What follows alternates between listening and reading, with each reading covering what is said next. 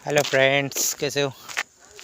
पता नहीं लोग ऐसा क्यों सोचते हैं कि हम मूल निवासी आदिवासी एसटी एससी ओबीसी के जो अधिकार है वो किसी सवर्णों के पास या किसी ब्राह्मण जाति मतलब ब्राह्मणों के पास में ये गिरवी है करके। अरे भैया, हमारे अधिकार है, हमारे पास में है। हमें जो बात गलत लगती है उसका खुलकर विरोध करो। नहीं करते हो तो तुम अल्टीमेटली उसके गुलाम हो, मतलब उन लोगों के गुलाम हो ना। तो सबसे पहले आप अपनी सभ्यता जाने, अपनी संस्कृति जाने, और उसके बाद में ही कोई फैसला करे कि आपको करना क्या चाहिए।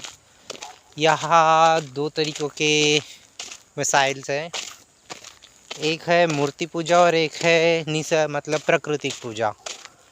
तो मैंने जहाँ तक पढ़ा है वहाँ पर आदिवासी एसटी एससी ओबीसी या अन्य वो जाते जैसे एंटी विजेंटी टाइप के जो लोग हैं, मतलब जो यहाँ के मूल निवासी है, वो लोग प्रकृति के पूजक हैं, किसी मूर्ति पूजा के बंदिल नहीं है। और जब ये लोग दूसरे विदेशों से जो संस्कृति और सभ्यता आई है, जैसे मूर्तियों की पूजा करना या फिर किसी इंसान को भगवान मानना, तो ये तुम्हारी सभ्यता तो नहीं हो सकती। सबसे पहली बात तो आपको ये जानना पड़ेगा, आपको ये समझना पड़ेगा कि आप जो भी हो निसर्ग की देन हो, उसी से जन्मे हो और उसी में ख़त्म होने वाले हो। जो भगवान, जो मंदिरें कोरोना के काल में आप लोगों की मदद करना चाहिए थी, इंसानों की मदद करना चाहिए थी, वो स्वयं बंद थे, तो वो आपकी क्या रक्षा कर लेंगे।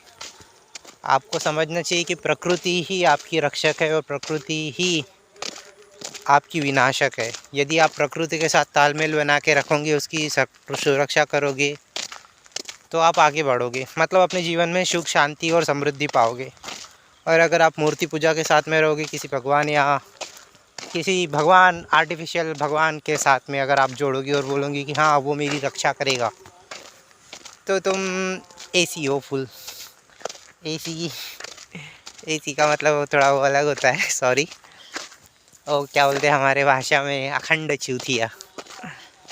तो प्लीज़ आप ऐसे ना बने, और अपने बच्चों को भी बताएं कि हम प्रकृति के पूजक हैं, हमें प्रकृति को मान देना चाहिए, ना कि किसी भगवान को। अरे जो इंसान पैदा हुआ हो वो भगवान कैसे हो सकता है? सबसे पहली बात, प्रकृति अपने आप में एक चमत्कार है, और बाकी हम सब जीव है जो उसमें अडाप्ट होते रहते हैं, मतलब उस स्थिति में हम स्वयं को अडाप्ट कर लेते हैं। हम प्राणी, हम सबका जीवन उसी में तो आया है। और दूसरी बात ऐसा है कि जो व्यक्ति इंसान के पेट से पैदा हुआ हो, तो वो तुम्हारी रक्षा क्या करेगा? वो भी तो एक सामान्य इंसान है। हाँ, बस उसकी सोचने की क्षमता थोड़ी सी डिफरेंट थी, और वो तुमसे थोड़ा आगे की सोचता था। हो सकता है एक दूरदर्शी हो, या फिर हो सकता है कि आप जिस तरीके की सोचते हो उससे थोड़ा डिफरेंट वे में सोचता है। उसने एक संगठन बनाया और ख़ुद को चमका दिया, या फिर आपका इस्तेमाल किया, ये कुछ भी हो सकता है।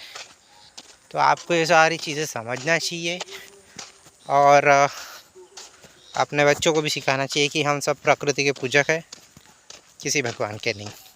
Thank you.